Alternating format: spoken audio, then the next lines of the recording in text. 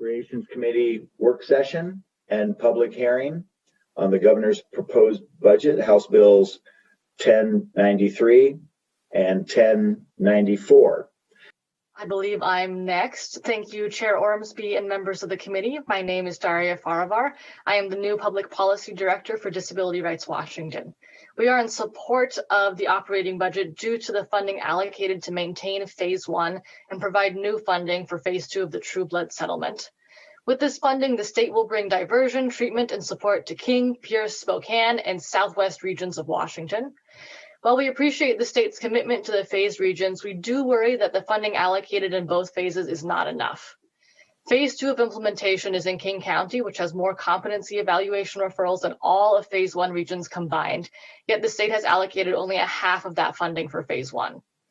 Additionally, our current implementation programs have reported difficulty finding longer-term housing for class members, and as a result have been relying heavily on motels and other emergency placements that do not lead to stability.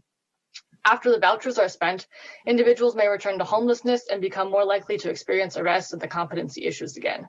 We urge the state to allocate more funding for operating programs and for class member housing so that True Blood programs can be successful. Thank you for your consideration. Thank you. Good evening, Chair Ormsby and members of the committee. My name is Diana Stadden. I am the Advocacy and Policy Specialist for the ARC of Washington State. You should have received by email our budget smiley chart today.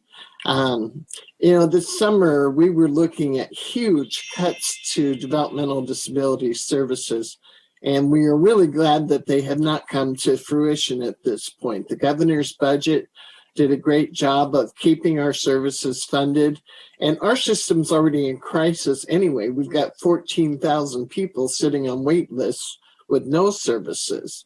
And so it was very important to us that we not take the tremendous cuts that were going to be made.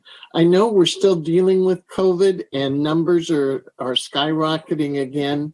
And so the budget revenue forecast may get worse again, but as you put your budgets together, please remember how many people are not even getting services from Developmental Disabilities Administration. And we just hope that you will remember last year you told us this year was going to be our year. Well, we understand the budget's not going to allow for that, but we hope that you will be able to keep us in not cutting our services. Thanks so much, Ms. Stadden. Thank you so much, Chair Ormsby, members of the committee. For the record, my name is Adrienne Stewart. I've got my wingman, Jack, here with me, my son, and I'm testifying on behalf of the Washington State Developmental Disabilities Council. For the most part, we are encouraged by the governor's budget. Generally speaking, we would ask that the legislature include disability services and supports when you're applying your equity lens analysis to the budget. Washington State was recently ranked 39th in the country for home and community-based service spending for people with developmental disabilities, despite having one of the best economies in the country. Our community struggles with the perception that someone else is taking care of us. I'm here to remind you that our community suffers every day from underpaid caregivers earning too little money to stay. We're excluded from services most people take for granted, like daycare and schooling. These things were true before COVID, and they're even more true now. We're one of the only communities who's not forecasted in the Forecast Council, even though the state absolutely knows how many disabled people there are and what their needs are.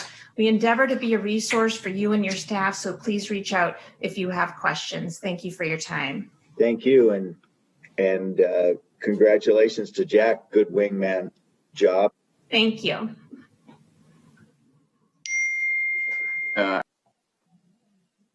Madam Chair Ormsby and members of the House Appropriations Committee, my name is Alex Lauteller. I am the Policy Coordinator for Self-Advocates in Leadership, SAIL. We like the governor's operating budget as it makes cuts to the RHCs. We appreciate that you are developing a plan reducing the size of Rainer School campus and introducing a peer mentor program for the RHCs. The program will educate clients about the benefits of living in the community and will encourage them to try to be in the community. Our hope is that, after this program, more clients will get excited about the chance to leave the RHCs and try a new lifestyle. This will help reduce the size of all institutions as people learn how much freedom they will have in community living. Furthermore, we think of this as a strategic move to show clients that community life is better than in the institutions. Thank you. Thank you very much. Mr. Chair, members of the committee, thank you for the opportunity to provide testimony.